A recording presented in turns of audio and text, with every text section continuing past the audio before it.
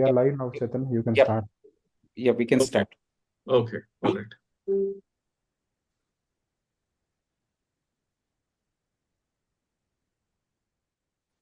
So welcome everyone. This is the 11th International Conference on Peace and Nonviolent Action, organized by Anuruddh Vishwabharati. And we are here in the second plenary session, which is titled as Interconnectedness Between Nonviolence and Eco-Sustainability of the Future. So a little bit about the session.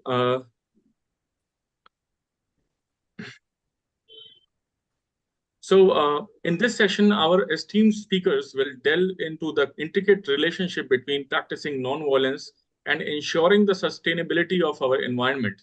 Nonviolence extends beyond human interactions to encompass our relationship with the natural world, advocating for respect, conservation, and stewardship of the Earth's resources. Through insightful discussions and thought-provoking insights, our speakers will highlight the critical role of nonviolent principles in addressing environmental challenges such as climate change, biodiversity loss, and pollution. They will showcase innovative approaches and initiatives that integrate nonviolence practices with eco-sustainability efforts, emphasizing the importance of collective action and global cooperation in safeguarding our planet for future generations. So now let me introduce the moderator of the session, Professor Pankaj Jain. A little bit about him. Professor Pankaj Jain, PhD, a distinguished academic leader at Flame University, excels in sustainability. Jain studies film studies and diaspora studies. Formerly at the University of North Texas, he holds a PhD from the University of Iowa. Renowned for his publications and media presence, he engages actively on social media and hosts podcast hashtag Discover India. So I would request Professor Pankaj Jain to graciously accept my invitation to chair this session. I would request Professor Pankaj Jain to take this forward and start with the proceedings. Professor Jain. Thank you, Chaitanya. I'm ready to fulfill my duties as a moderator. Thank you, and sir. Thank you for organizing this wonderful conference, even though online, but it's a great gathering of renowned scholars and speakers from across the world. So to begin with, I guess I can present a little bit from my side, and then I can invite the next speaker, right? Sure, sir. So I'll have to share my screen. Let me do that now. Yeah. Okay. Okay. So I start with this beautiful image from Southern California Jain temple, where the Jain Tirthankaras have been embodying and passing on the message, sharing the message worldwide based on peace and nonviolence. I'm skipping some slide because today is not my day. I'm just a moderator, so I'll just skip some slide very briefly. I'll make some remarks and I'll invite the esteemed speakers. So if we look at the India's tradition, India's ancient traditions, especially Jainism, we can coin a word such as dharmic ecology. So ecological principles, environmental ethics based on dharma, Jain dharma, Bauddha dharma, and Hindu dharma. What we see is the two pillars of dharmic ecology can be called as vegetarianism, that is non-violence as reflected in vegetarianism, and aparigraha as reflected in minimalism.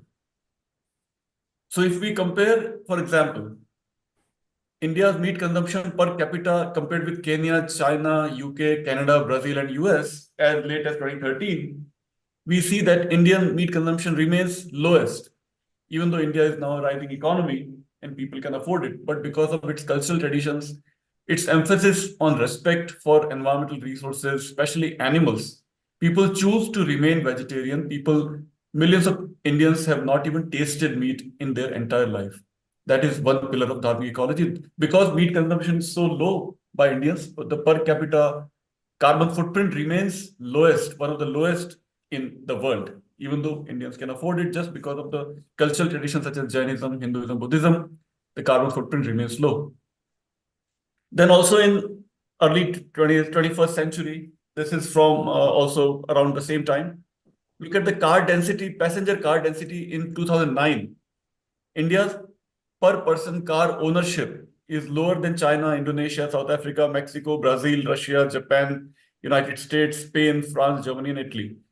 That again shows that people have, at least until recently, people, even though they could afford it, but they choose to, or they just preferred not to show off their wealth. People live simply. People have lived by this motto called high thinking and simple living. So you don't have to flaunt your wealth. If you have extra wealth, you recirculate it, you recycle it in building temples, building dharamshalas, monasteries, and charitable hospitals, and so on.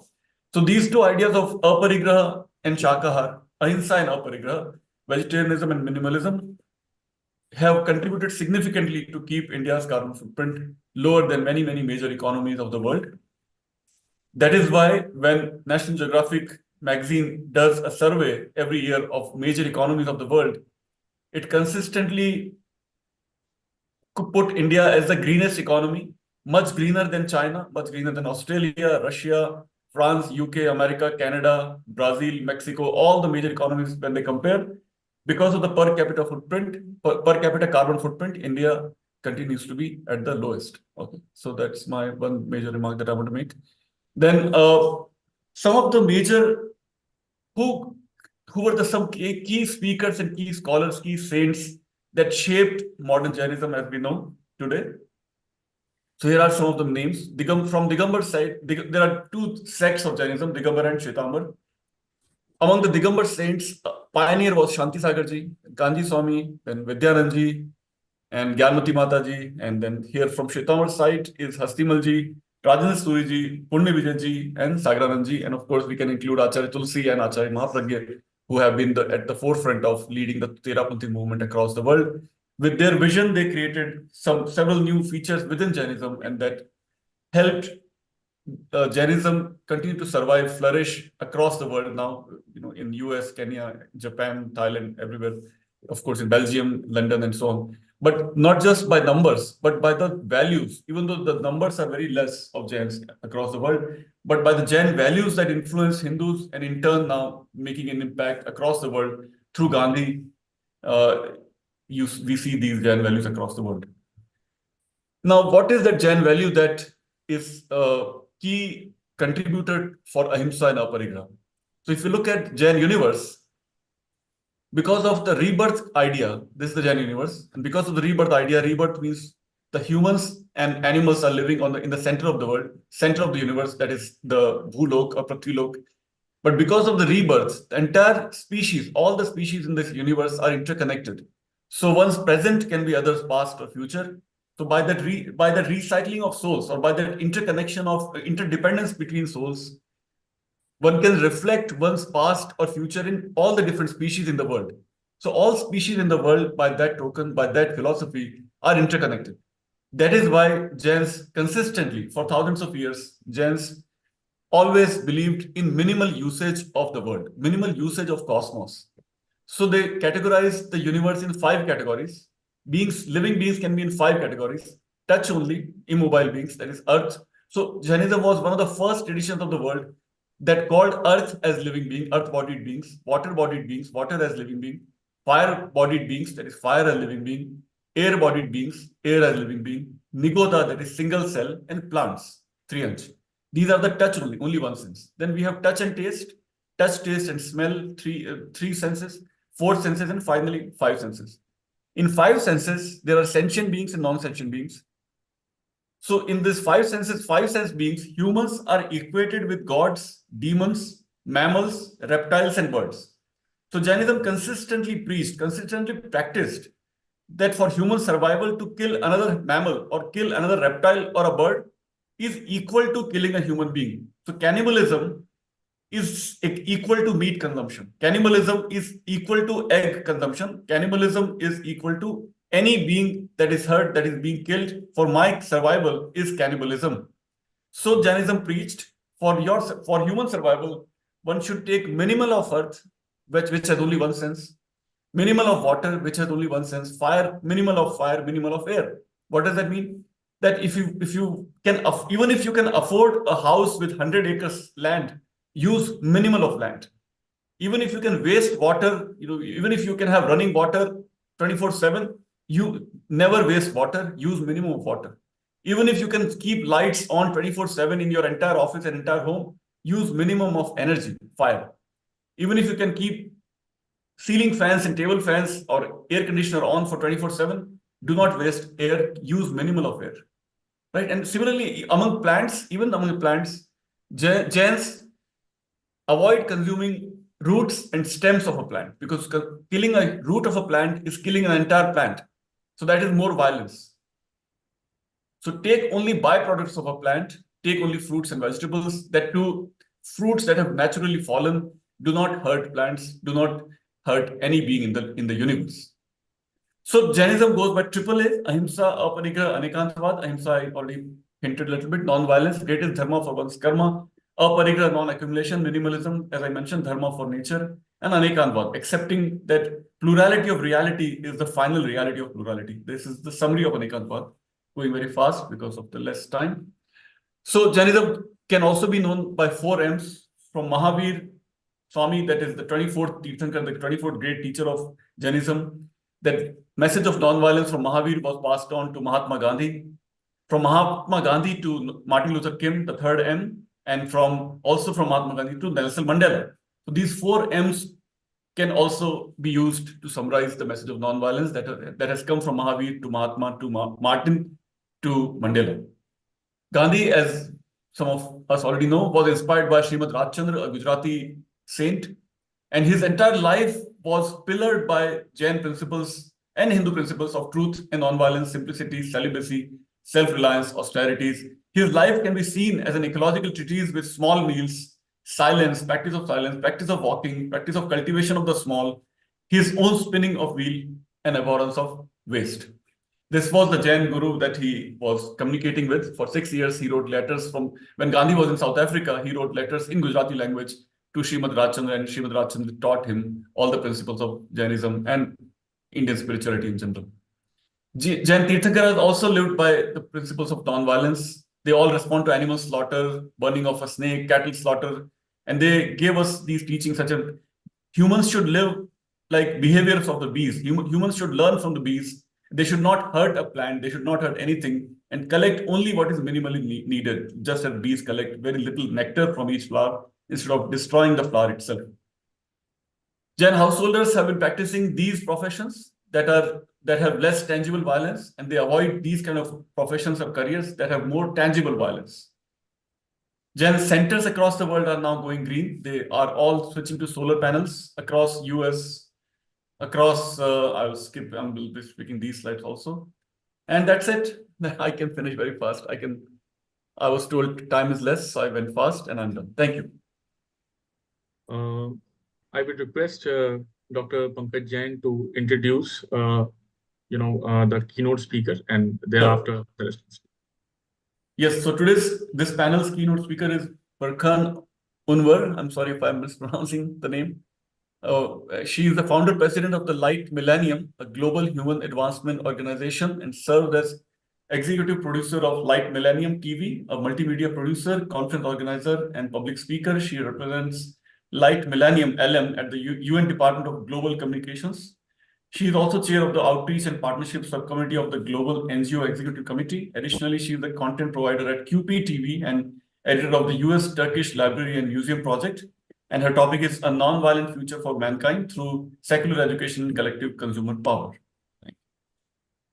Thank you, Professor Pankaj Jain, and I'd like to thank to Dr. Esal Gandhi, International Coordinator of the 11th ICPNA and the former president of the Anurat Global Organization, and Associate Coordinator to Mr. Chaitanya Dev, and all the members of the planning committee of this conference, along with, of course, to Mr. Deepak Jain for his provided technical support and logistics supports. Welcome to the chair of this plenary session and my co-panelists and all the attendees. In support of the overarching title of this session, as Chair stated, interconnectedness between nonviolence and eco-sustainability of the future. The speech title is modified and aligned with it as follows: a nonviolent future for human race, I change mankind to human race, can be achieved through secularism, eco-sustainability, interconnectedness, and collective consumer power. Before diving into my speech, I would like to start with the 75th anniversary of the Universal Declaration of Human Rights, 10th December 1948, via these three selected articles out of 30 toward setting out the ground that through Light Millennium Global, we have embedded these in our vision and programs since its inception, which are, as Article 1 states, all human beings are born free and equal in dignity and rights. They are endowed with reason and conscience and should act toward one another in a spirit of brotherhood. Article 3 states, everyone has the right to life, liberty, and security of person. Article 19, everyone has the right to freedom of opinion and expression, and the rights including freedom to build opinions without interference and to seek, receive, and impart information and ideas through any media, regardless of frontiers. The key question is, how many member states follow and implemented these three articles out of 30 on a national level as of today? Or how many countries in the world have fully implemented and respected Article 1 alone? In this line, the following question comes to mind. When the member states do not follow the UN Charter, Universal Declaration of Human Rights, Sustainable Development Goals, sign resolution on behalf of the represented country at the UN, and or ratified international treaties, what are the consequences to those countries through the UN system? These questions are posed not to be responded to in the speech, but to steer the minds toward holding accountable those who should not only talk the talk, but should talk the walk at the UN along on the national, regional, and global levels towards seeking a non-violent and eco-sustainable future for all. Now, briefly, who we are, as you heard within the introduction, and what we do, briefly introduced on the web in August 1999, officially formed based in New York in 2001 by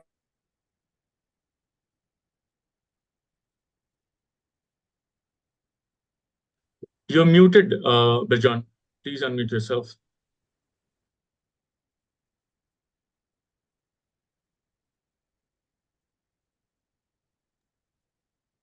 all way through, or Yes, am I it's audible now. Yes. I mean, did you hear me some or not at all? Yes. Some, a little bit of words we could not hear. You could just start with the last sentence.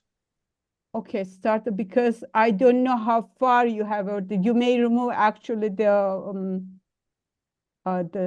cover if you like to. But what was you heard? Because I wasn't sure it was turned to. I think, yeah, the last sentence of your speech could be repeated again, and then you can go on. Okay, I will say these questions are, I hope that question were heard. These questions are posed not to be responded to in the speech, but to steer the minds toward holding accountable those who should not only talk the talk, but should talk the walk, should walk the talk at the UN along on the national, region, and global levels towards seeking a non-violent and eco-sustainable future for all. And I was introducing briefly Light Millennium, who we are and what we do. Introduced on the web in 1999, officially formed in New York in 2001, associated with the United Nations Department of Global Communications since 2005. Actually, this was, I got the warning that you weren't hearing me. We met or connected with the UNRWA Global Organization through the United Nations. That I will get to that later on. Obtained its tax-exempt status with 501c3 effective on July 17, 2001, with the amended and broadened its initial 2001 certificate of incorporation in 2009. Its full name changed to the Late Millennium, a charitable global human advancement organization. Now, in regard to the plenary session, I consider that as a fundamental principle and vision, a nonviolent, interconnectedness, eco-sustainable, and more peaceful future can be possibly through achieve the following ideas as subtitle of this presentation: early compulsory peace education, secularism, interconnectedness, cumulative consumer power, eco-sustainability, the future, and the conclusion. I consider that early compulsory peace education on the global level is a must. In the inaugural session, Dr. Gandhi also referred to peace education, children, youth at the early stage. Actually, Anurad is a model, presented role model in terms of running and coordinating and hosting at the Children Peace Palace in Rajsaman, Udaipur. That really was one of my inspiration to visit there, because I've been considering that how it can be incorporated through whole education system starting of pre-K. We are talking about in multiple platforms and through multiple projects about peace education, including UNICEF. There isn't any mandatory peace education.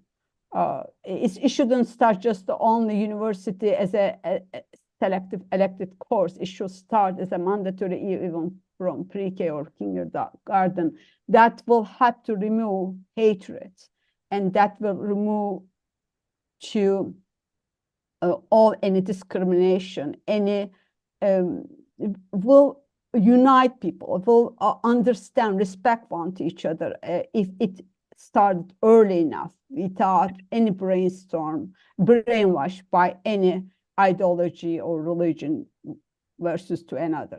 So in that context, I also consider that secular education through respect and all religious belief system and lifestyles should be globally as a backbone of all the political systems.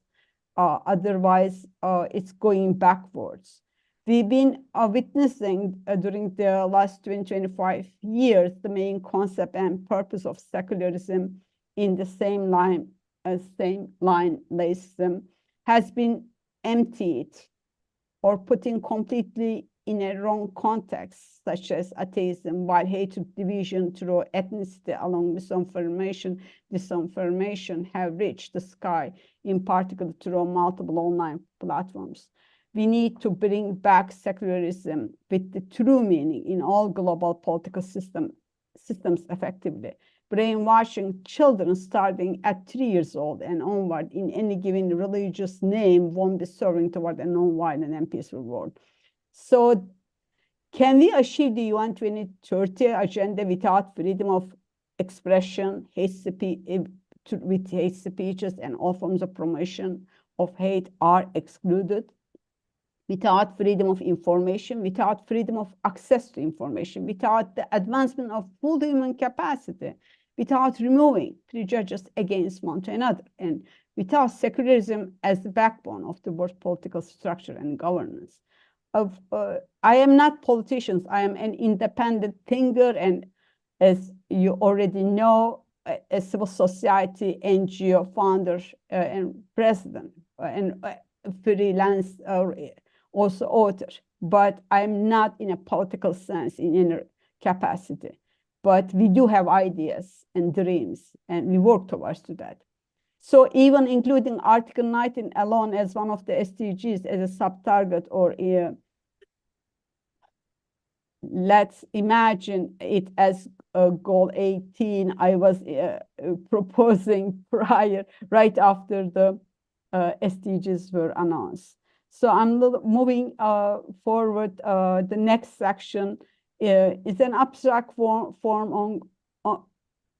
to ongoing wars, conflicts, hunger, inequality, and education on the global level in health, diseases, gender equality, child marriage, equal rights to quality education, clean water, energy, life on land and life underwater, and each of them is interconnected, in particular with the human development related goals and SDG 16, peace and justice, strong institutions. So it connects us with interconnectedness. Actually, interconnectedness within our time may really be game changer, but somewhat it's not in the right direction, as we heard by Mr. Felipe Cuepo from the Department of Global Communication at the United Nations. There are three key issues: misinformation, disinformation, and hatred. So interconnectedness, in a way that still serves as a conventional way of who has the power, who owns power, because they can afford, even though social media, we do have freedom, or don't we have freedom, or whether it is manipulated or not manipulated, or the thousands of people are producing misinformation. How can we stop, and how can we stop hatred?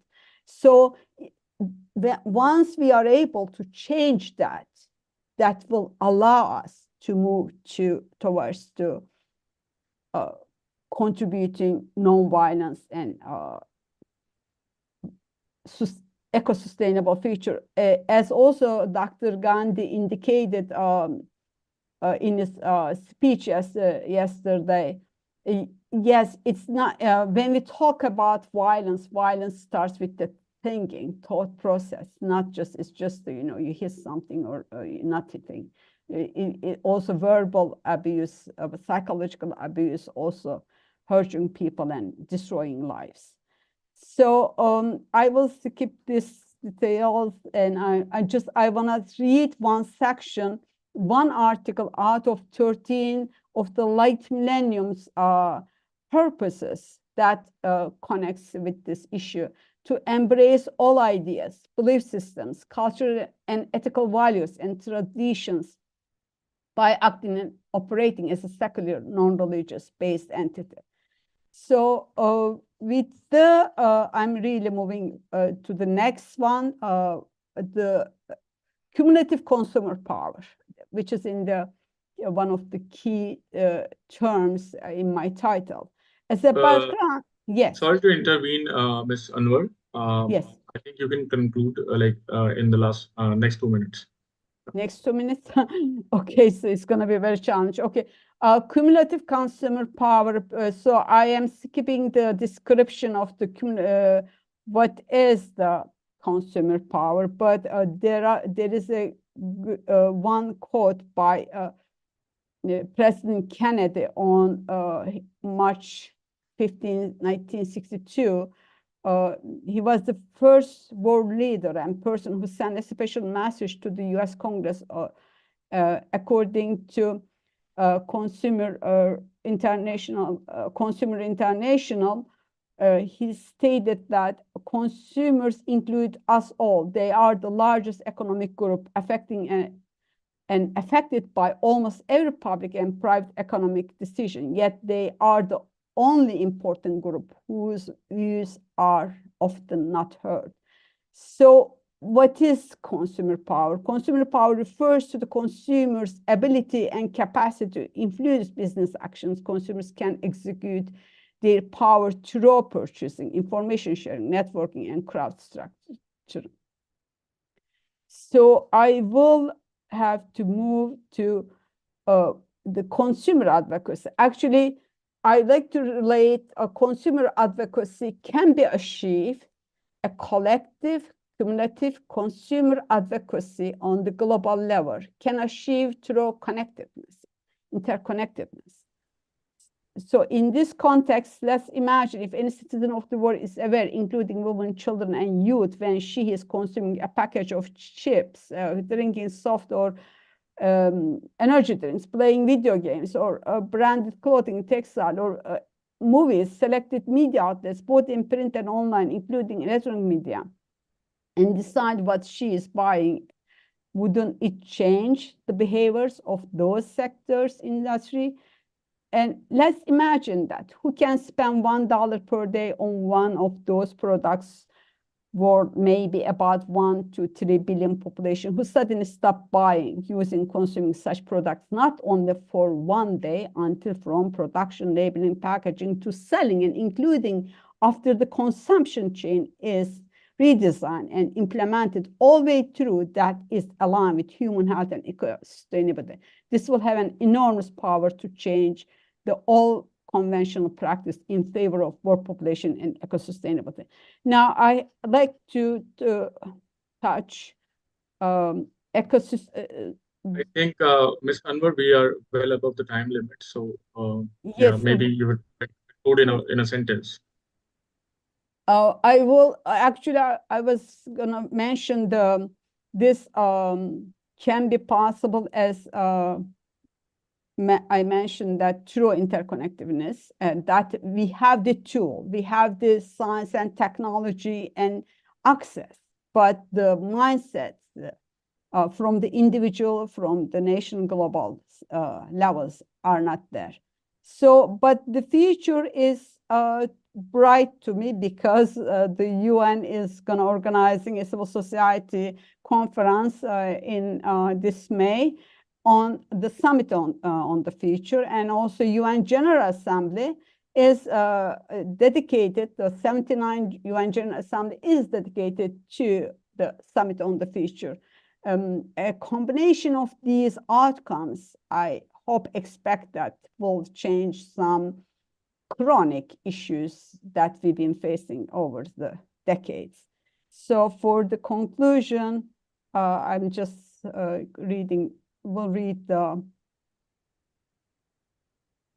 when these over 4 billion can be mobilized through consumer powers in multiple forms, accordingly, we can get there. As the saying goes, where there is a will, there is a way.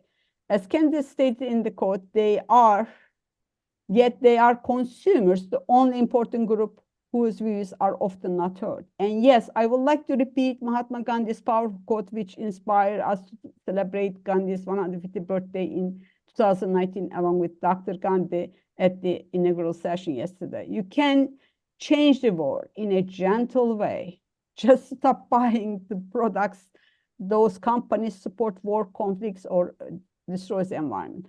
Further concluding this keynote with another relevant quote as the overarching theme of the conference. If you want to change the world, start with yourself. All in all, based on the above shared ideas, I trust that a nonviolent future for human race and eco-sustainability can be achieved through nonviolence, global secular political systems, and effective and right direction interconnectedness in all levels and countries, with targeting 8 billion world population, along with peace education starting in pre-K and onward. And all these combined, in particular, starting with through advocating collective consumer power and launching ongoing global campaigns toward this noble goal. Thank you very much for your kind attention and for listening. Thank you. Thank you so much, Ms. Birkan Anwar. Professor Jain, please continue. Just for the record, my name is pronounced Birjan. Jan. Okay, Birjan. Just for the record, yes, Birjan, yes.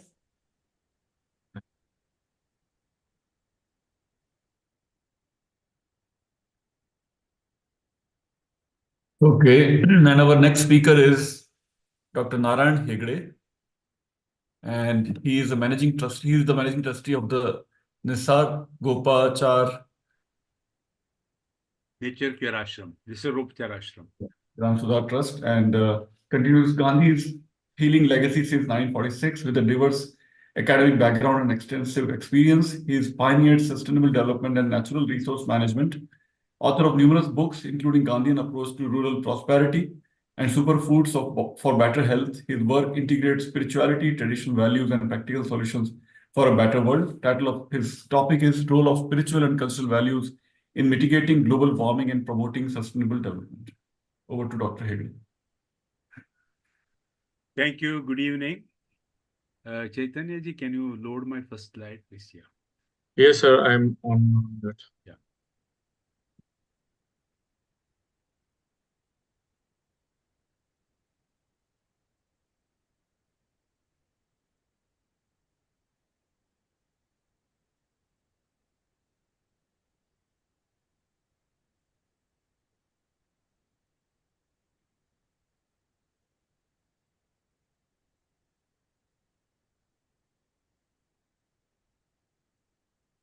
I work for a organization called the Nisargopchar Ashram or Nature Cure Center. This was the centers established by Mahatma Gandhi in the year 1946. This is a pioneering organization which is promoting naturopathy for treating human for beings for all ailments, which excepting the ones which are causing functional degeneration. I would like to speak about the support of spirituality and traditional culture for achieving sustainable development goals. The next one, Chaitanya ji, please. Yeah. Sir, request you to switch on your video. Video? Oh, sorry. Chalo hai. Just a minute. Switch on your video, sir. Just a minute. On hai. Sorry. जी. ठीक है, sir.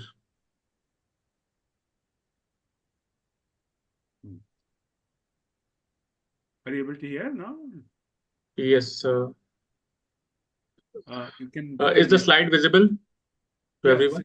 Slide is, I think. That's okay. Good. Next one. Yeah.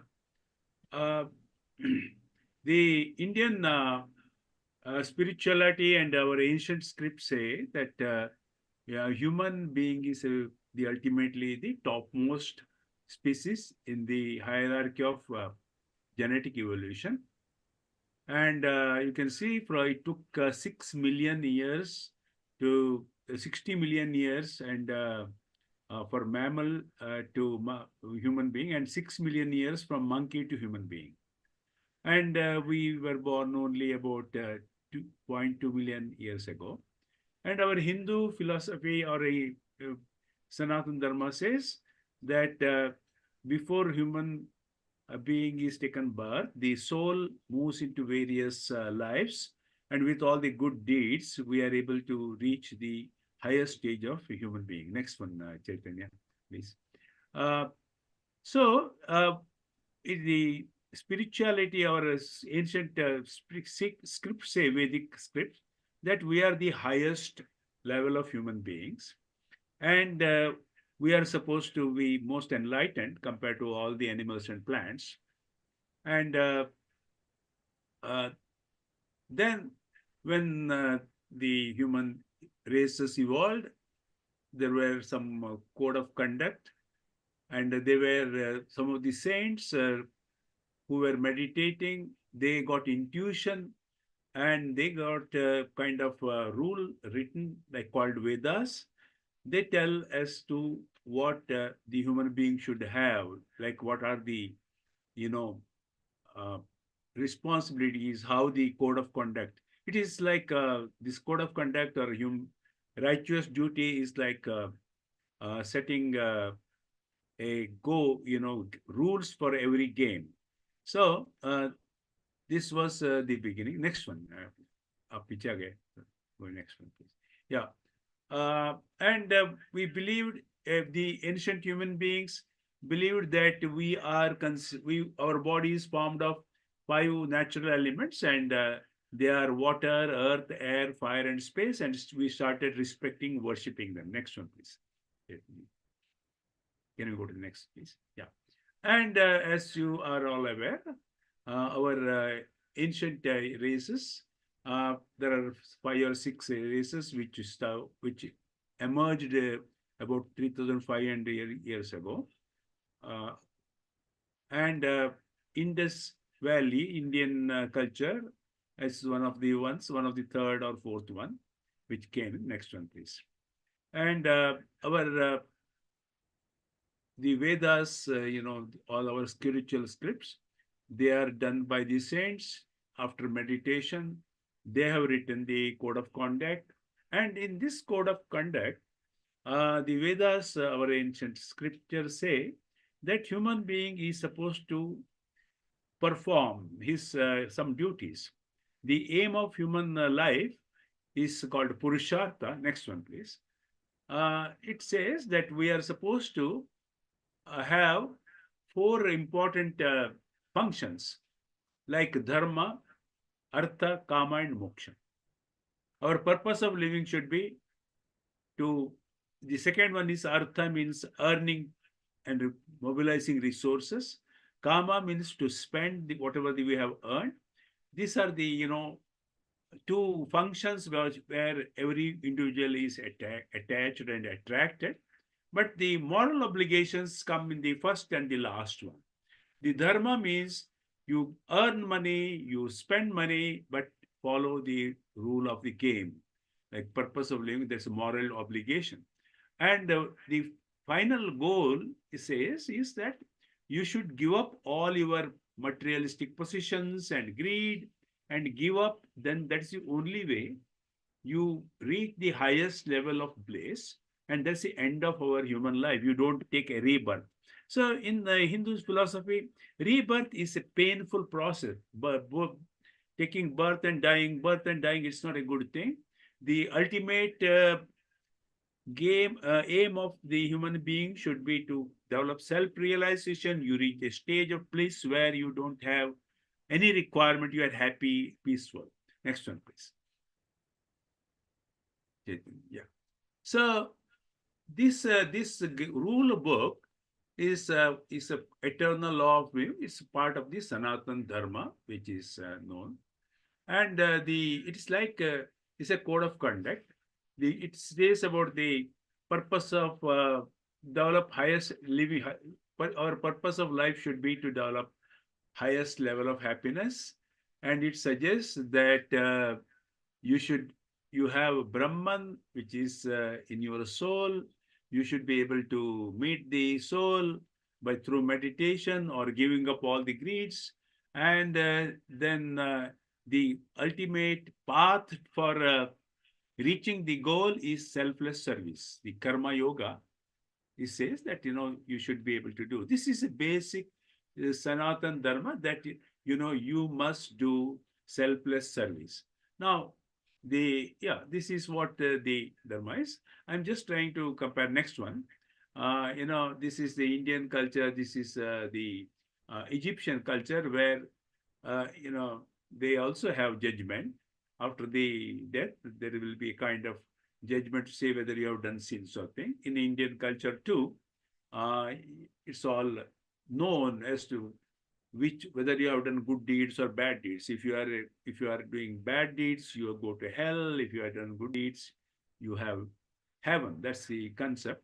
Only thing in Hindu culture, what we say is, once the body becomes old, it gets rejected, the soul enters some other body. In the Egyptian culture, they believe that the soul will come back to the body again. That's the reason why you see mummy there. Okay, next one, please. Now, the Sanatan Dharma, or the rules for human living. It is like, Hindus follow the rules, that is called Sanatan Dharma. And there are several other religions from the original Hinduism. All these religions have emerged because some of them were not very comfortable with the broad Sanatan Dharma. So they introduced their own way, although basic philosophy is that God, universal, not visible, and every religion says you should do sacrifice for the sake of others and control your greeds and be good and be non-violent. So the modern life, we are advanced in science, but we are very weak in our code of conduct. Our religion says that the code of conduct, the moral obligation is rule of a game. If you play a game without the rule, then you will not be able to win the game at all. So we must understand, we must insist on our younger generation that this rule book for human life is most essential, and without which you are not able to win the game. This is the, I think, crux of the issue to be highlighted in the younger generations, that moral obligations, learning, our roots of the culture and religion are a must, along with the scientific advancements. Next one, please. So there is also a yoga. There is a very famous yoga sage, Patanjali. He wrote the 8 steps for reaching the self-realization. It's very interesting. If a human being wants to have the topmost success of self-realization and bliss, he should follow, he or she, the 8 rules. One is yama. Yama means moral code of conduct, like non-violence, ahimsa, truth. Today's topic, the non-violence, it is the basic fundamental point of, the self-realization. Without non-violence, truthfulness, non-stealing, celibacy, non-possessiveness, these are the basic rules of life. Then niyama means the second one. It is the discipline about your cleanliness, quietness, self-studying, and worshipping God or meditation. These are the niyamas.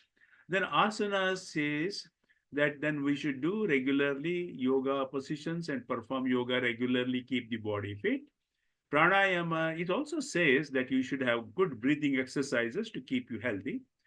Then pratyahara means the next one, have balanced and sense of mind, increasing power, withdrawal of the sense. You must, this is very important. Pratyahara means get rid of the desires, withdraw from all the, our likings, desires driven by our sensual organizations. Then concentration and dhyana. Meditation comes much before, a little later, 7th stage. Before meditation, we should follow these basic rules. So the topic says that non-violence is an essential part of our life. There is no compromise on this. And finally, if you follow this, we are bound to have the bliss, where our culture says you are with the Brahman, the soul meets the super soul. That's end of our, all worries and miseries. We are happy. So this is what human behavior is controlled through many of these rules of life. Next one, please.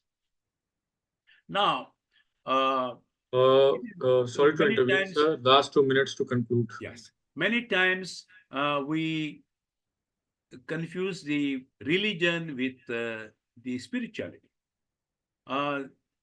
Even in Sanatan Dharma, Hindu, there are a lot of oppositions to various blind practices. For example, there are many outdated rituals. The rituals were developed to communicate with the illiterate people about the spirituality. Now, these rituals became more important than the spirituality, and that also led to a lot of exploitation. That's the reason why some centuries ago, Raja Ram Mohan Rai came with Brahmo Samaj. Swami Dayanand Saraswati said untouchability should be banned, and worship of the idol should be banned, animal sacrifice should be banned. Mahatma Gandhi and Bhimrao Ambedkar said even untouchability should be banned. So from time to time, there are sometimes criticism over this religion, but religion is for us to modify as and when required. We are not tied to the old script. So this is what is happening. It's happening from time to time. So there is no problem in following the spirituality through any religion. Next one, please. Now, coming to, can you go to the next one, please? Chaitanya ji, please. Yeah. So coming to linking to the sustainable development goals, as you all know, there are 17 goals wherein they talk about poverty eradication, hunger eradication, health, education, gender equality, clean air. Next one, please. And so on. There are 17. And as we are all aware, this came up after not so successful Millennium Development Goals, and this is fairly better. And as we also know that this was needed because about 8.5% of the people are living in poverty, earning less than $2 a day. Poor in developing countries are less than 1%, whereas poor in the developing countries are 15 to 20%, as I has 35% in sub-Saharan Africa. So that's the reason why our development goal has to be done. Next one, please.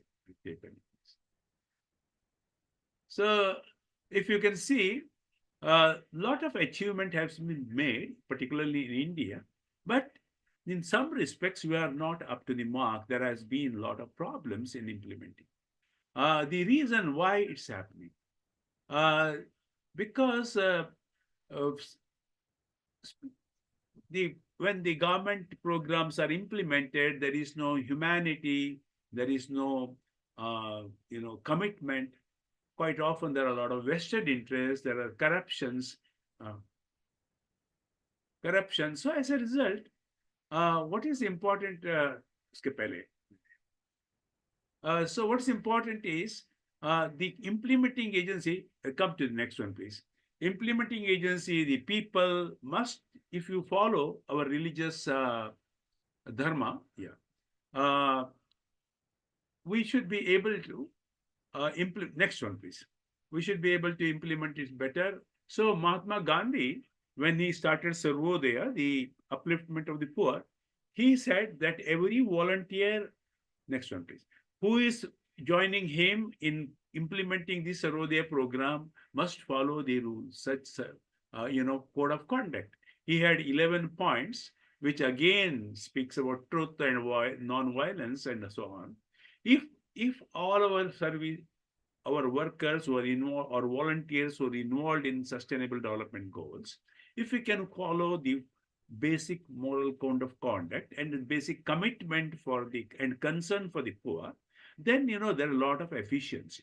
Similarly, next one, please. Next slide.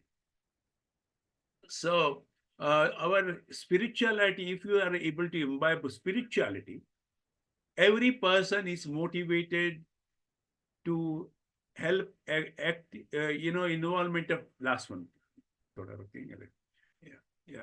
Earlier.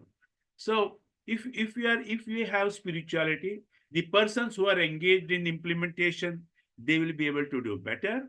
People, everybody, if we are able to get rid of our greed, if we are able to get rid of our possessiveness, then probably the demand for the commodity will be less. So the market will be flooded with all the requirement material, food and other material, which will be available to the poor at a lower price. Then, if we can curb consumption and if we can behave peacefully and conserve the biodiversity, we'll have plenty of resources to share with everybody. Next one, the last one. As you can see, these are the poor women. From them to transform into a better lady, there is a lot of commitment, a lot of mentoring. So unless the agencies, people, and the stakeholders who are involved in spirituality, it's very difficult to bring commitment to the development.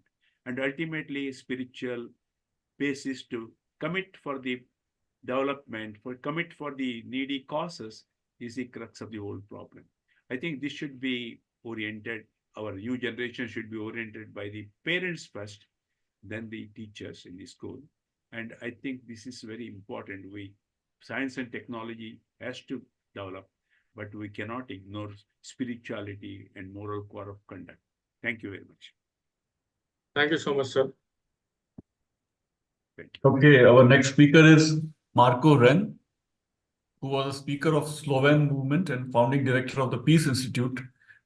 He serves as sustainable development and cohesion policy expert in the fields of knowledge-based society. Sorry to intervene, sir. He has not yet joined us, so we can move on to the next speaker. All right. Francis Helder is a seasoned field practitioner with over 20 years of experience in post-war damage recovery, focusing on rival reconciliation As coordinator of the Peace Through Reconciliation program in CST, Bangladesh, he fosters peace between Bengali settlers and indigenous communities. Overcoming decades-long armed conflict, he empowers youth and adults, promoting human potential and moral ethics. A prolific author, his articles are published nationally and internationally. Yeah, I'm done. Thank you, Devji, and it is good evening to everybody, and Honorable Chair, and the panelist, and those who are behind this 11 ICPNA, particularly Dr. S.L. Gandhi, then Mr. Dave, and those who are other behind this big screen, and those who are listening us, please convey my regards and best wishes from Dhaka, Bangladesh. Here I like to present the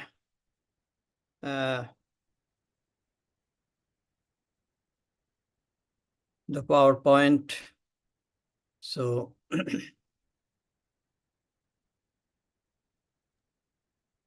Would you want me to share the screen, sir, for you? yes, share. Okay. Yes. Is it visible?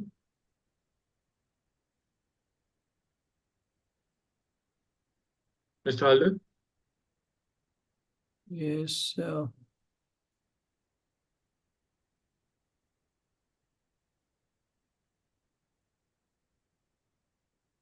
Can you see it on the screen, sir? Please confirm. You have to remove the earlier presentation. Okay. So how we can go to the PowerPoint? I'm not. Anyhow, let's okay. I think. I think it's visible now. Yeah, yes. I think you have to go to the first one.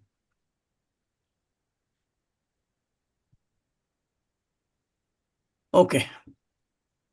This is my topics that I named the sustainable environment as crashed by man-made violence. So on the view of the, on my article, I just named in this way. Anyhow, this you see the great men actually who sacrificed their life for the truth and the non-violence. Here you see the great king of non-violence, Mahatma Ji, and Martin Luther King Jr., and Mother Teresa. And here you see the great king of non-violence, the Gandhiji. I will discuss on my way during presentation. This is another, the peace as per the president of Costa Rica is Oscar Arias says he gave the peace plan and actually established peace in the 5 countries in the Latin America. And on the basis of that, his peace plan, he got also the Nobel in 1987 after Mother Teresa. Just to see the fragility of the environment, that's why I'm coming to the topics. First, I discuss the impact of carbon. And secondly, how we have actually man as a human hunger, how they have destroyed the green nature. And thirdly, I will discuss that who are responsible for this. And fourthly, and the last one is the way out, how to make an improvement from this situation. So, yes. Now I got it. And now you see here is the winning photograph of the year 2022. This is a tiger. Can you imagine that it should be the photo of the tiger? I think not. This tiger is afraid, is anxious, is worried, is fearful, is frightened. And nobody can imagine that this would be the real picture of a tiger. But why it is because he is frightened. Where he have to go? He has lost his habitat. He has lost his food. He has lost his friend. So where he have to go? It's because we have actually destroyed his environment, the total environment. That is, he is very much frightened where he have to hide. This you have to see then again. Then why this has been happened? This has been happened due to the carbon growth. And the carbon, why it has been increased in that much? And what are the sources of the carbon? This is the industrialization. This is the pesticides. This is the urea. This is the crop residues and urbanization. And also the inadequate waste management. And locationally, the volcanic eruption and the forest fire. All these things is who has created this? Is it not by the man? I think I would go one after another. See the growth of carbon. The carbon dioxide in 1750, we got it 0.275%. And later it increased, and 1759, we got it 0.3. This is the first time the 0.316. And in 1993, it was appeared in 0.357%. It's a very slight growth. But the changes, the negative changes, it's a very significant how it is. Then global growth of global impact of carbon dioxide. I would just show here two instances. As per the scientist, it is not mine, as per the scientist in the 21st century, the carbon dioxide, it reached to 0.4 to 0.6, that is 24% higher than the present record. And if carbon dioxide increases more than 350 ppm, that is 0.035%, then it starts melting the ices on the mountains and in the North Pole, and it will just displace more than 14% population at the coastal belt. That is 1 in each 7.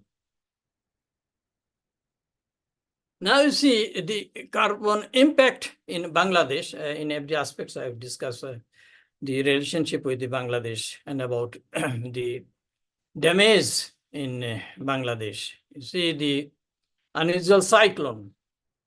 I think when we speak about cyclone, then first the name uttered for Bangladesh, then West Bengal, no?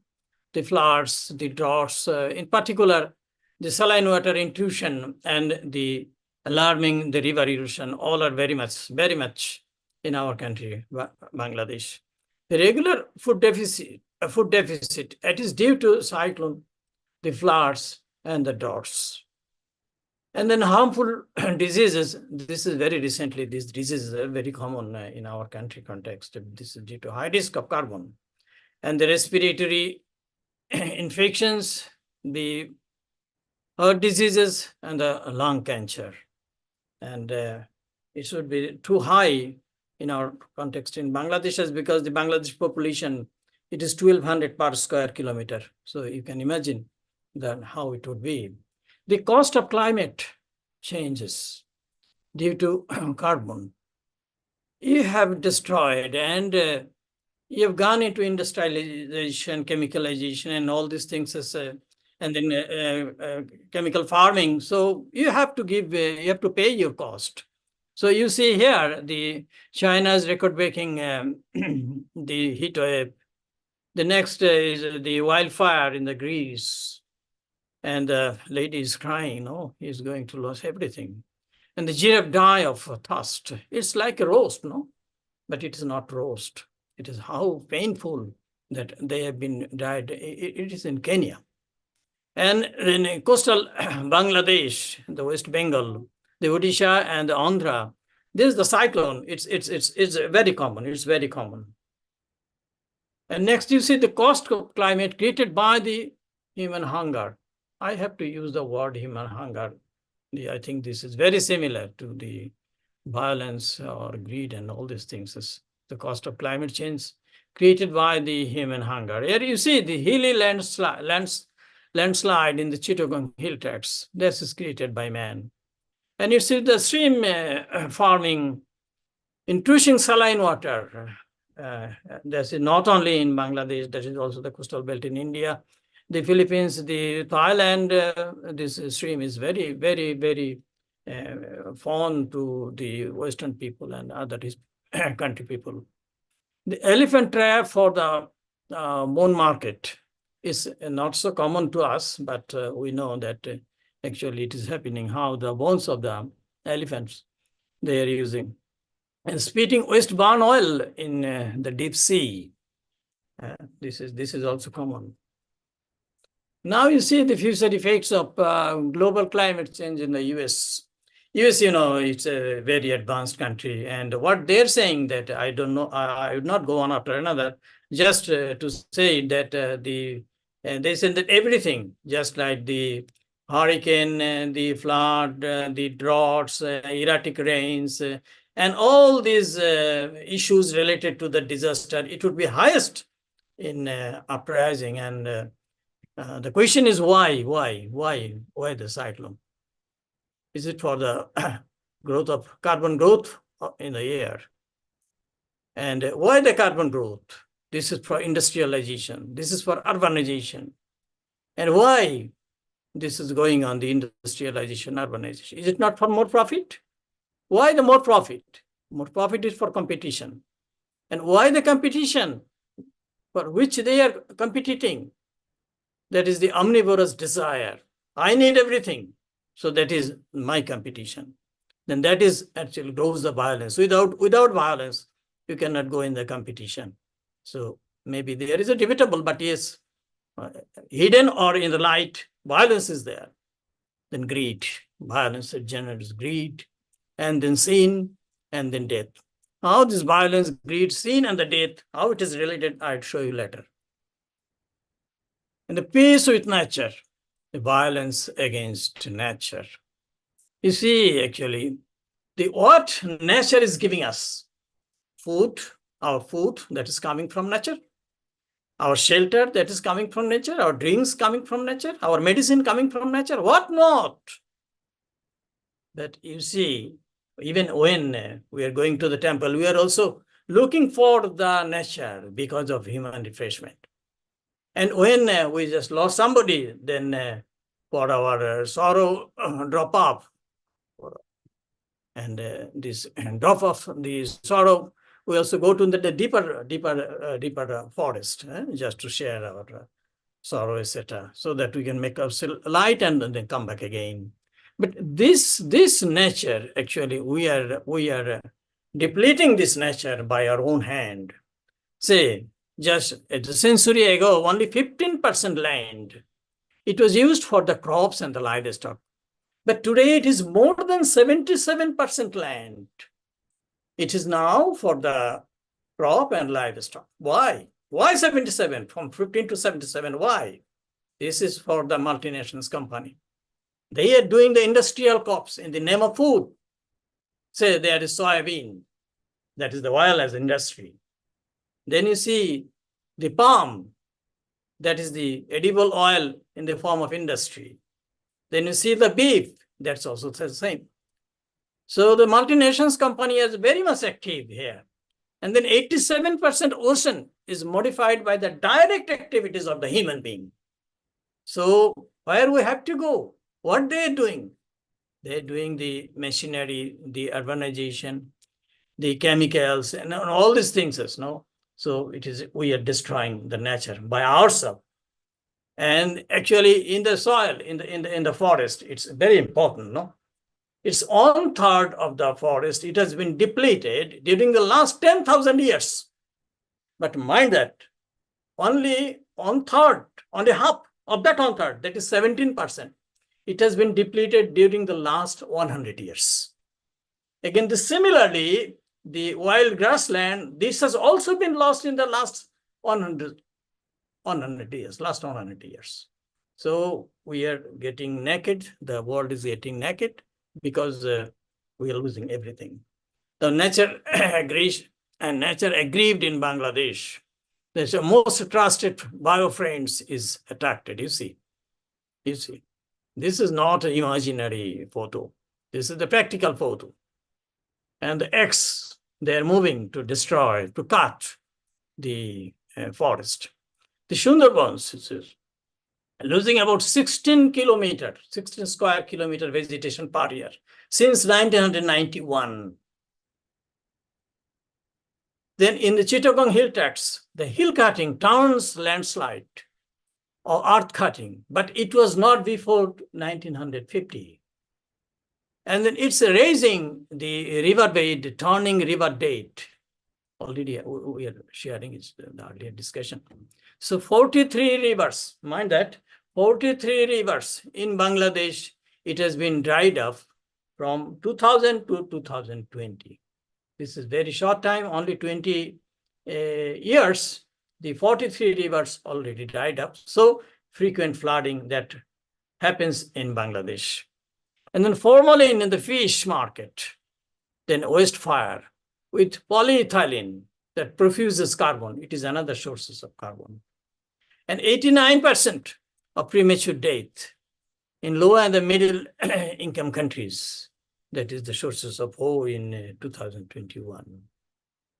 Now, the forest faces the human hunger, the human greed, human violence, whatever what you say, but I use the word human hunger.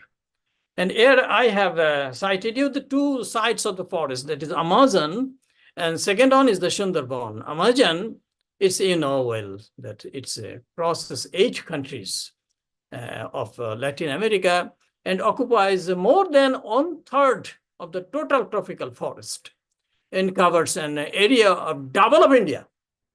The size is double of India, this Amazon. And now it is famous for the vibrant biodiversity. It's, you know, those who are studying in the university in the line of bioscience, they know very well what this rich biodiversity, this Amazon is belonging, but also nowadays critical to climate change. Just you take an example here, by 2022, around 26% forest took as deforested or degenerated or ruined. So sorry to intervene, Mr. Helder. Yeah, you have last 2 minutes to conclude. Yeah, thank you. And the Sundarbans, yes, I go very speedily. And Sundarbans, here you see that Sundarbans, it covers in India and Bangladesh, but in Bangladesh, 65% out of total 10,000 square kilometer, and 35% it is in India. And Sundari and the Gewa, 2 are the major woods, it is there, and with a high profile of flora and fauna. How much the forest gives us shelter? You see here, the 2 similar storms, one in 2007, it's called the Sido, and in 2009, this is Ayla. Both the coastal people, they have got protection from the cyclone in 2007 and 2009. But what justice we have done to Sundarbans, by this time already 12% forest, it has been degenerated. So why? That is 26%, here is 12%. Why? Why is the reason is only the Sundarbans and the Royal Bengal tiger is there. So still it is less affected, and in comparison to the Amazon. And now the man, the sole guilt for his greed. Here you see that I am the monarch of all I survey. This was in 1888. The William Cooper, she uttered this line, I am the monarch, all I survey. I am the monarch, I am the hunger, and I need everything. I am the monarch. What are the last for wealth, last for the resources, whatever the ornaments, whatever the land, what I see, I am the monarch. And wants are unlimited, but reserves are limited. I think everybody has learned it in class 8 or in class 9 for the expression of some paragraph. No, Gandhiji, he has rightly uttered, the earth, the world have enough resource to satisfy everybody's need, but nobody's greed. What to do? Nobody's greed. So what to do? But we need everything. What we call in Bangla, there is a proverb, Lobe paap, paape mrityu. I think in Hindi also, in Sanskrit, definitely there is. lobe pap, pape mrityu. In English, it is the greed leads to sin and sin to death. So I think initially I told that yes, there would be a relationship that I'd show. The greed, you see analytically, greed, that is the omnivorous desire. I need everything. This is Mr. Halder, I think there are many slides ahead of it, and I would like to, you to wind it up. No. After that is only one slide. After this, Okay. it is only one slide. Please believe me. And the competition. And this competition is the rivalry, creating the rivalry, and that's a war. And the killing golden values. The war, what is the waste product of the war, and everything is a waste product in the war. And the violence that is a force intends to hurt, damage, or finally killing. And the abnormal death. Why abnormal death? You are not just died in the road accident. That I should have to say abnormal, but this abnormal death is for that. Still before death, you're thinking where you have to keep your resources, where you have to keep your land, where you have to give your good things to your others. But you're not thinking about the eternal peace. So this is. Anyhow, I'm going to finish it just for one slide I have. Here, Reverend Jesse Jackson, he is the member of American Senate, and he is saying that yes, not to have to go in so many things, but the major problem is with the competition. Where there is competition, there is comparison. Where there is competition, there is complaint. Where there is competition, there is criticism. So this four actually this four is the enemy of yourself, enemy of the family, and enemy of the community. Now I have to go. This is the nonviolence gets final victory over violence. How? Yes, yesterday, Dr. Chaudhary, the ambassador, Dr. Chaudhary, he has already cited this quotation. I'd cite it again here. The nonviolence, the greatest force at the disposal of the mankind. It is mightier than the mightiest weapon of destruction. Weapons of destruction. Mr. Elder, I'm really sorry, you'll have to close the presentation. Yes, just 2 seconds. Only nonviolence. It is Martin Luther King Jr. Only nonviolence. What's the theme we have mentioned in our ICPNA? The only nonviolence had the power to break the cycle of repetitive violence and create lasting peace through reconciliation. So if we just go on after another, then we have to see that there is no place of violence with nonviolence. And Martin Luther King Jr. is very rightly placed here. And I think you are worried with the number of my slides. I will not go here. This is some of the things as the way out. No, that is nothing. So thank you, Mr. Dev. You have given me too much time, and what I have shared you. Thank you, and thank you so much. I'm grateful. Thank you. Bye. Thank you, Mr. Halder. Okay, after Mr. Halder, the next speakers are Mr. John and Ms. Juliana Di Leonardo. They lead Humane Long Island. John is founder and executive director, and Juliana is VP of Arts and Humane Education. John, with a master's in anthrozoology, spearheads efforts to end animal exploitation. Juliana, a visual arts graduate, advocates against animal cruelty in fashion and teaches yoga and dance at Ahimsa Arts. They both contribute to the South Asian Times and champion animal rights globally through education and activism. Welcome to both. Thank you very much for having us. Juliana's unfortunately unable to make it, but she will make an appearance in my slide.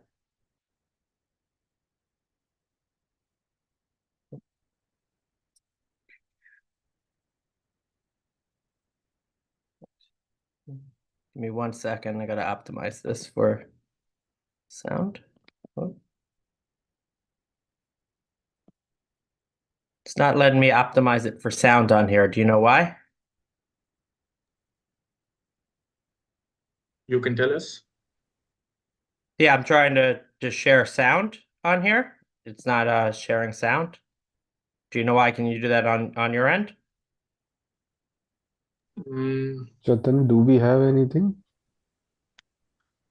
Normally go to the new share and then you can just click share sound. It's not clickable for some reason. Okay. Request Deepak ji to see how the host No, controls can. if you can use check that advanced sharing option, sir. When you click on share screen, there is an advanced sharing option. Yep. So in that advanced sharing option, is there any option for sound? No. No. There is computer audio, I think. Let me see. Computer audio. No, when you Yeah. click on share screen, there are three options: basic, advanced, and files. Yes. So in advanced, it is there, computer audio. Oh, go to computer audio. Okay. Yeah. Let's see if that'll work. Okay. Then it doesn't share my screen. That's okay. We can go with that if we need. No, screen is coming up. Okay. All right. Let me know when we get to the video if the video works or not, if the sound works or not. If not, I'll just tell you what's going on. Okay. Well, thank you very much for having me.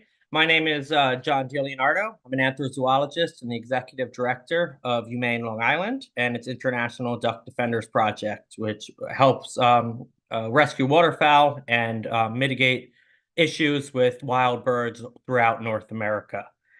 Here on Long Island, we do most of the farmed animal rescue and exotic animal rescue from Manhattan to Montauk. Jainism has had a monumental impact on my life. The day I learned about Jainism was actually the first day I became a vegetarian and began my path for animal advocacy. It's led me to stop consuming animals and animal products and to pursue animal advocacy as a career. Here's a picture of me at the Charity Birds Hospital in Delhi while I pursued a graduate certificate in Jain Studies at the International School of Jain Studies in India. Ahimsa Paramo Dharma is the fundamental tenet of Humane Long Island and permeates throughout all that we do. Attributed to various religious leaders, including Mahavira, the 24th Tirthankar or enlightened spiritual master in Jainism, and popularized by Mahatma Gandhi, Ahimsa Paramo Dharma is loosely translated to nonviolence is the highest moral virtue. Ahimsa, Sanskrit for nonviolence or non-injury to life, requires doing the least harm one can to all living beings, not only by action, but also by thought and word. An important tenet of many of the Eastern faiths, including Hinduism and Buddhism, Ahimsa is the fundamental tenet of Jainism. Paramo means topmost, ultimate, or supreme. Dharma has no direct translation into English. However, it can be conceptualized as duty, reality, or righteousness in thought, word, and action. Unlike Western conceptions of nonviolence, ahimsa is not a passive force, but implies an active expression of compassion. In the same vein, Humane Long Island does not believe it's enough to simply go vegan or stop consuming animals and their products, but rather believes we must become activists ourselves. Taking inspiration from Mahavira, a name meaning great warrior, Humane Long Island is not your typical animal rights organization. We are strategic campaigners who have shut down animal circuses, stopped a sordid aquarium chain from expanding onto Long Island, stopped massacres of thousands of Long Island's wildlife, and even stopped a slaughterhouse from being built. We've also made hundreds of headlines urging people to go vegan. This story pictured was actually printed on the cover of Newsday, the 10th largest paper in the United States, right before Thanksgiving of last year. For those who aren't familiar with Thanksgiving, it is an annual celebration in the United States where 46 million turkeys are killed every single year. So ahead of the last Thanksgiving, we got a 2-page article about why people should not eat animals. And we got an article about rescuing turkeys ahead of the Thanksgiving holiday. This picture of the turkey home for the holiday was on the cover of the Long Island real estate section of Newsday that week. There was also a small piece of this picture and, a little blurb on the main cover of the paper. And then this picture of me and Juliana holding a Stop Eating Animals sign also appeared within the article. At Humane Long Island, we do not approach animal exploiters with pride or anger, but rather as humane educators with thoughts of consequentialism. We recognize that a person's every action is the result of the disposition they were born with, whether one calls that a soul, a jiva, or simply their genetic makeup, and how that disposition is influenced by environmental factors, experiences, or karmas. A wicked person is not someone to be feared or loathed, but rather a broken person who needs to be loved and healed. Through this mindset, we regularly exchange vegan food for animals at live slaughter markets. It's actually how we got some of these turkeys. Worked amicably with a petting zoo owner to shut down his business and retire the animals to reputable sanctuaries, and even worked with their friends at PETA and Arthur's Acres to rescue 2 pigs from an Iowa factory farm. And we'll see if you guys are going to be able to hear the audio. If not, let me know.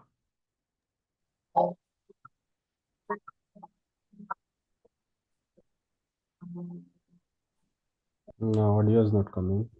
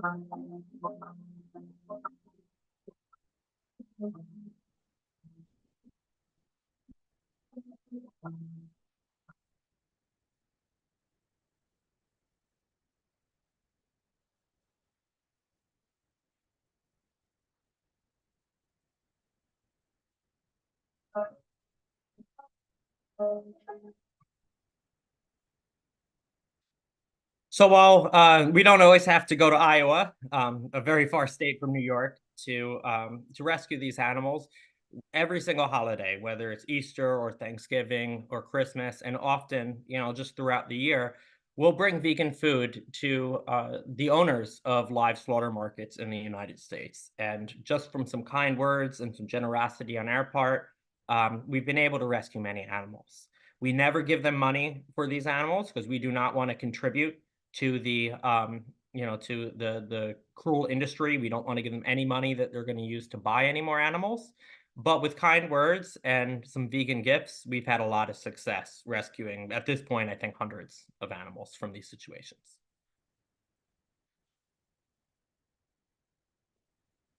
So in just the past month, Humane Long Island has worked with authorities to rescue more than 100 wild and farmed animals, including a rhea, or a South American ostrich, which you can see pictured right here, from an unlawful wildlife hoarder and an unlicensed exhibitor on Long Island. We also stopped horse-drawn carriages from hauling guests at a local ice festival. These were actually horses that were going to be coming from the New York City horse-drawn carriage industry, where a horse-drawn carriage driver is actually facing charges for overdriving a horse to death. We rescued more than 100 farmed animals, including 3 bulls, 2 goats, a sheep, and a bunny, and dozens of chickens and waterfowl from an unlicensed slaughterhouse that was also killing dogs, also last month, just a few weeks before we rescued the ostrich and the other 100 animals from this exhibitor. The perpetrator, in this case, has been sentenced to a year in jail and a 20-year ban on owning companion animals. The other exhibitor with the ostrich, he's currently facing 30 violations. Currently, we are working to shut down sloth encounters, an illegal petting zoo that subjects vulnerable baby sloths, which you can see pictured here. They're slow, tree-dwelling tropical mammals, kangaroos, porcupines, capybaras, and other wild animals to grabbing hands, noisy crowds, and ramshackle cages inside a former pool supply store, and also sells these animals to the public to be kept in garages and bathrooms.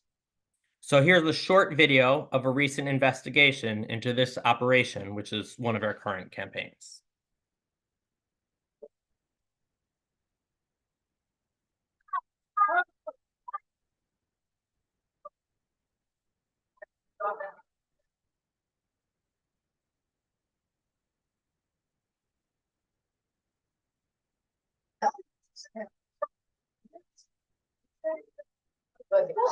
Yes, I would get up from there. She's on my water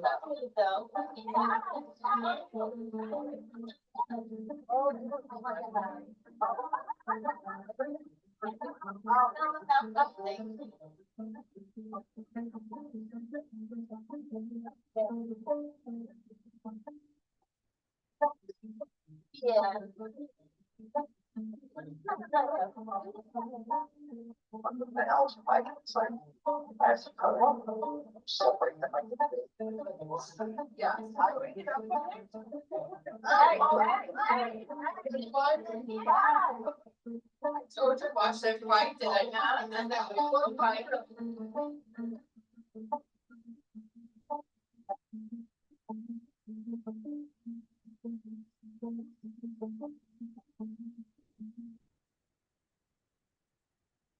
As a result of our campaign, in 2023, Sloth Encounters owner Larry Wallach was cited for numerous federal Animal Welfare Act violations. He's now at more than 50. He's pleaded guilty to trafficking of prohibited Nile monitors, 7 feet long venomous reptiles, and was found guilty of civil contempt in Supreme Court for violating a preliminary injunction ordering him to stop unlawfully selling and exhibiting wild animals in the town of Islip.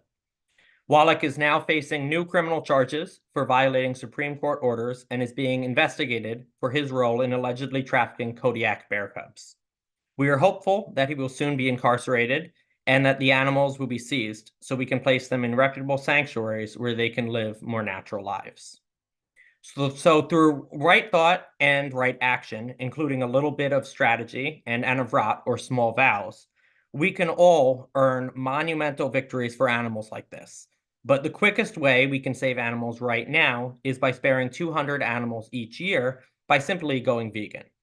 I'd like to conclude with a trailer for a documentary about the Indian dairy industry, an industry that has unfortunately made India one of the leading exporters of beef and dairy in the entire world, despite it also being a country whose love for cows is paramount.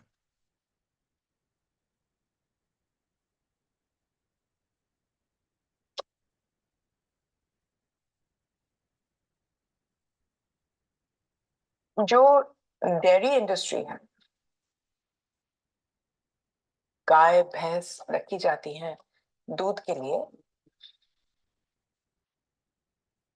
ये हर क्रूरता की जड़।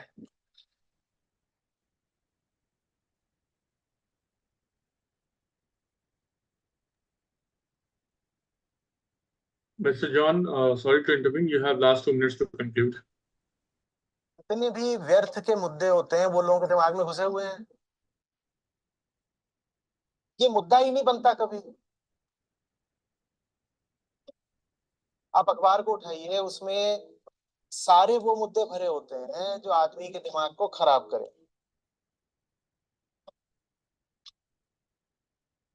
So they are not saying it is not adulterated. At the same time, they don't want to scare the public also. Beef industry जो है वो बिना dairy के possible है। It's amazing how clever they are. They're very, very intelligent.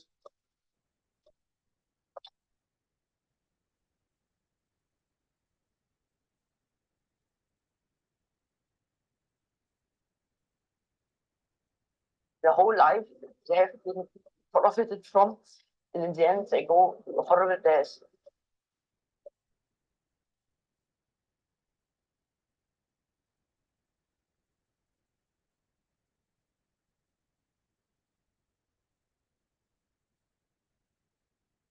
The bribing happens from one end to the other. Every checkpost, it is there.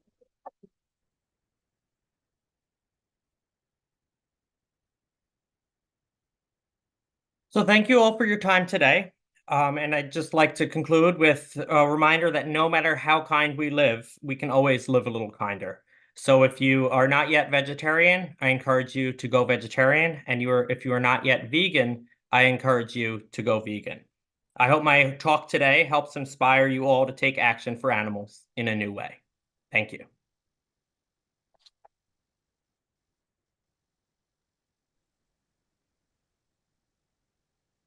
Okay, our next speaker is Dr. Neelam Jain, founder and CEO of Femuno Education and Research Society, drives innovative educational initiatives as national convener of Anurat Vishwabharati Society's Environmental Awareness Campaign. She promotes sustainability and nationwide, engaged in green chemistry research lab at Government Dungar College, Bikaner. She is also involved in humanitarian efforts with Karuna International Society. Previously, she served as head of humanities and applied sciences at Manda Institute of Technology. And her topic is need of the hour, adoption of principles of Anurat for environmental amelioration.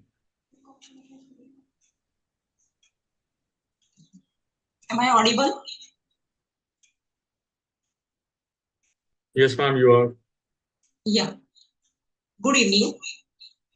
I, Dr. Neelam Jain from Bikaner, Rajasthan, feel delighted to get the opportunity for paper presentation on the topic need of the hour, adoption of principles of Anurat for environment amelioration. I humbly greet all the dignitaries, moderator, keynote speaker, and speakers, and who have joined this program today.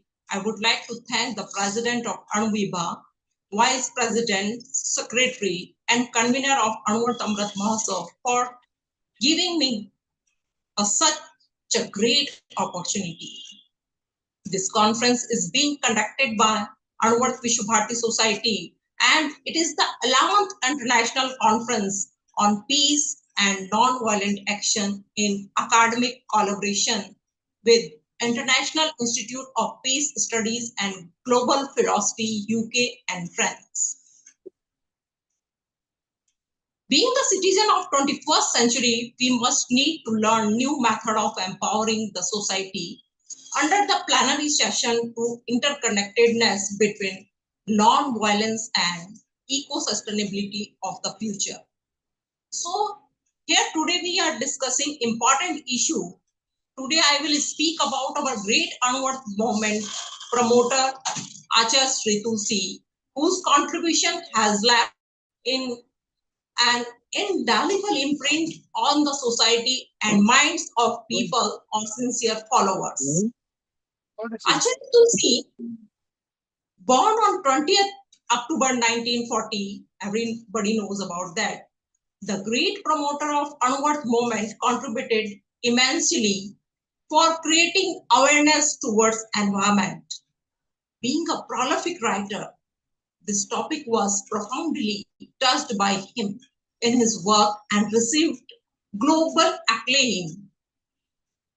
Acharya Sri has been included in the ambitious book Living with Purpose by Dr. Sarvepalli Radhakrishnan as one of the 15th eminent personalities of the world. Gurudev propounded the principles for environment protection and conservation 75 years ago, and it was taken forward by Acharya Sri Mahasramanji. The Anuvat Code of Conduct propounded by Acharya Tulsi is very inspiring and salubrious for people who have embraced eco-friendly lifestyle. It talks about keeping the environment pollution-free and avoid wastage of resources and mitigate the damage inflicted on nature. Since the introduction of the above mentioned movement, it has become one of the most debatable issues globally, and many programs are being run at a global and national level for saving our planet. Acharya Mahapragya Ji, the 10th Acharya of Svetambar Terapan Dharm Sangh, acted as a catalyst and synergized the same up to his journey to heavenly abode at the age of 90.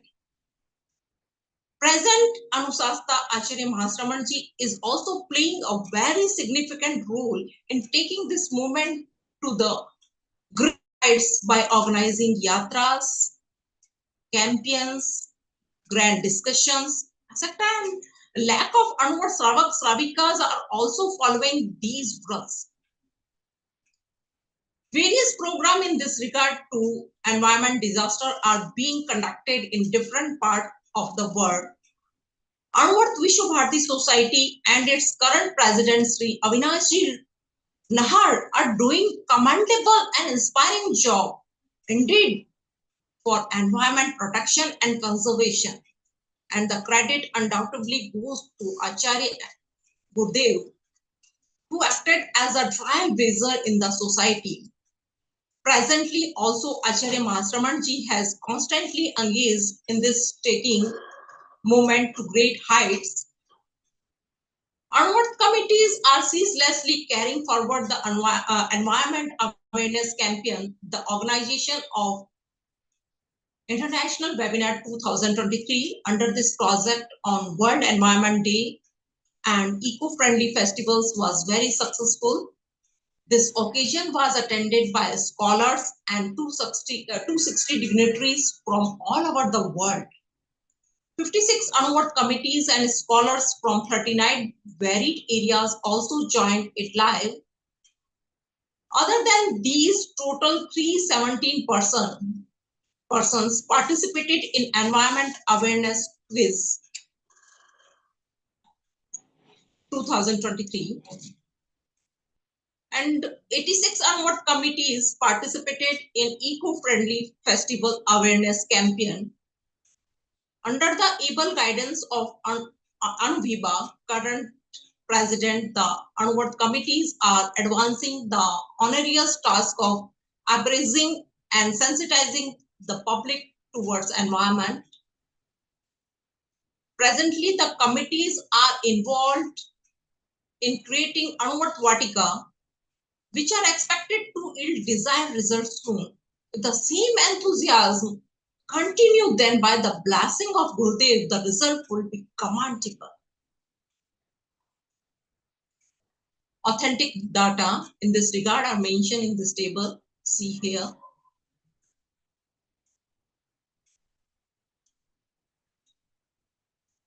If we talk about environment awareness, the list is quite long that I am going to show you through the graph.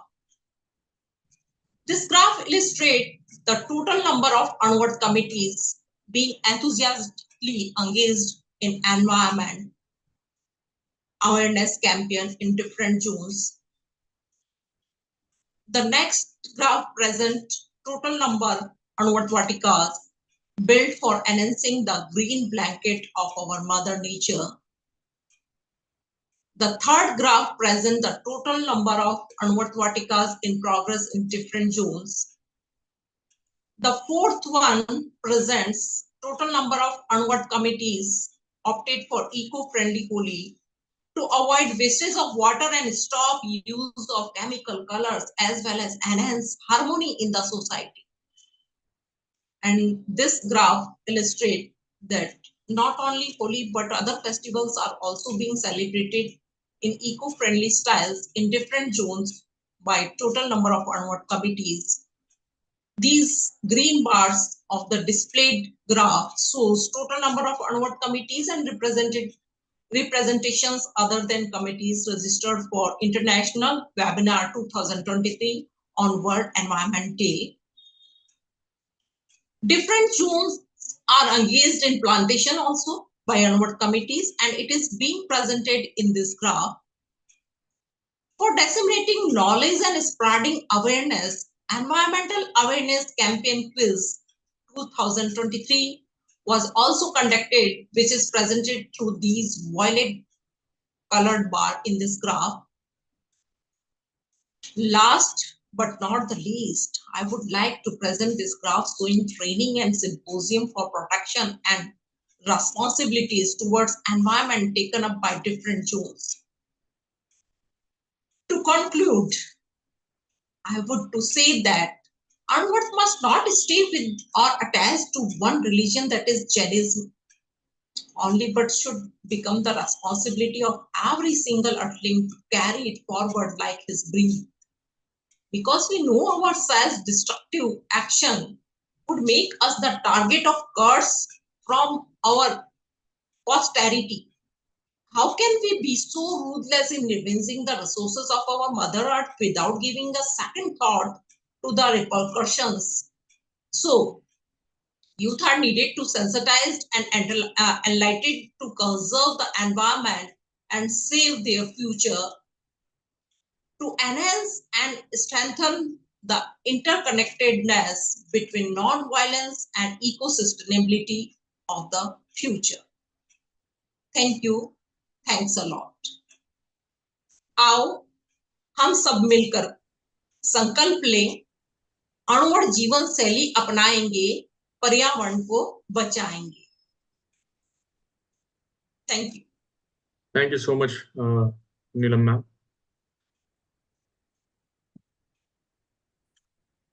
So we would, dedicate next 5 minutes for questions if the participants and the attendees have. They can write in the Q&A section.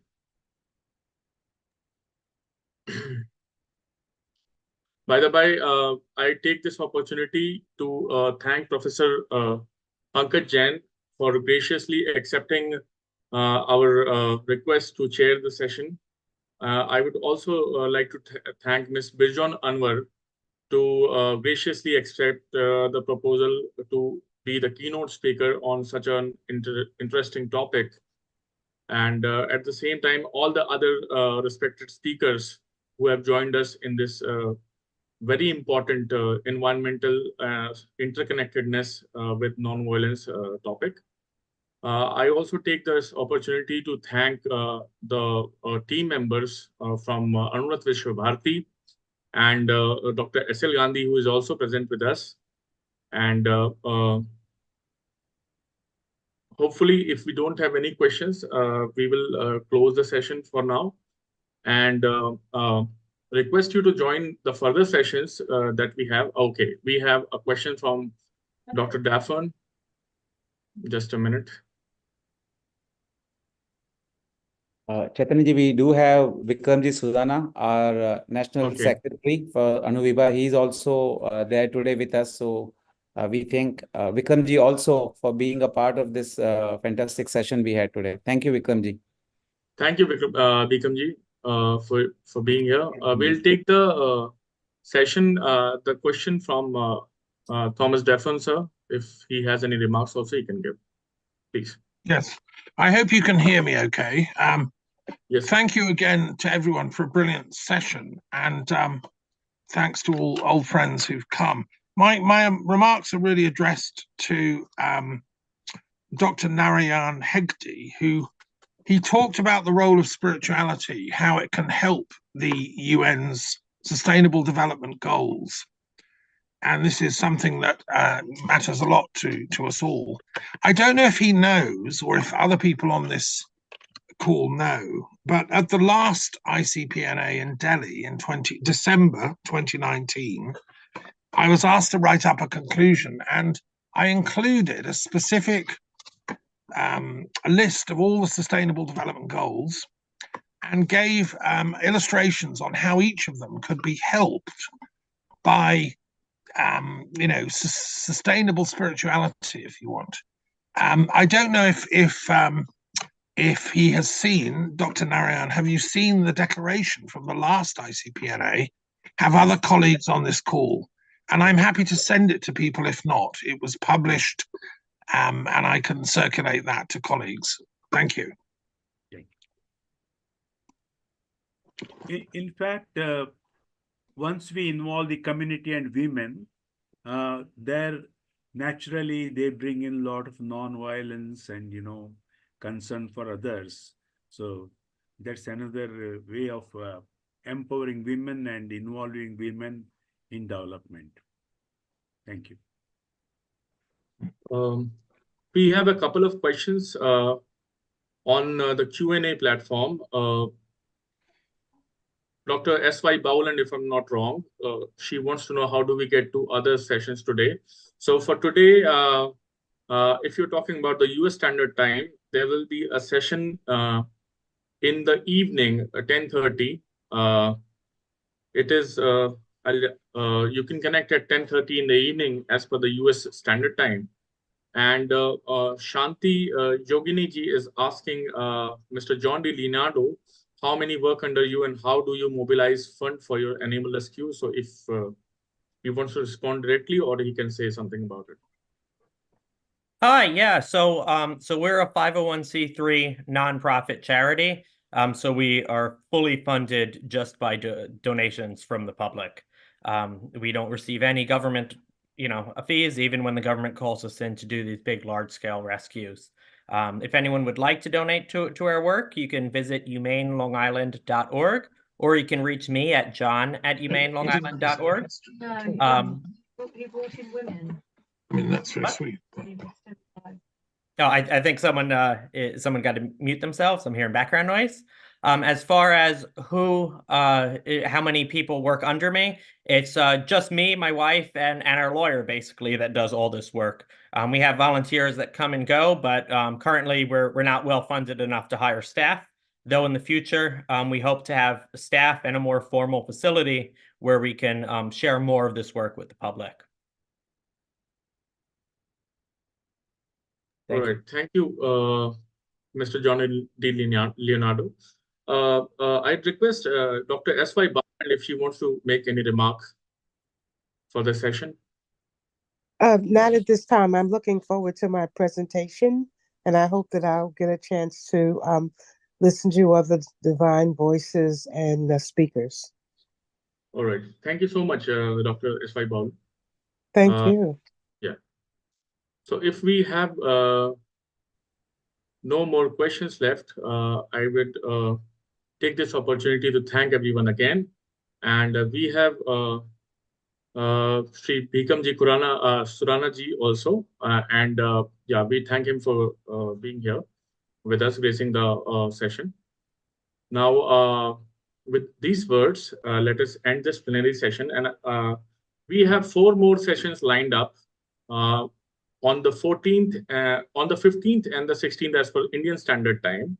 And there are the topics are available on the website. I request everyone to look at those topics, and you can expect a lot of intellectual discussion over them.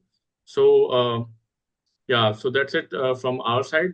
Thank you so much for joining us, and hope to see you again in the rest of the plenary sessions. Namaskar. Thanks for having us. Thanks, everyone. I will close the meeting. Thank you, everyone. Thank you.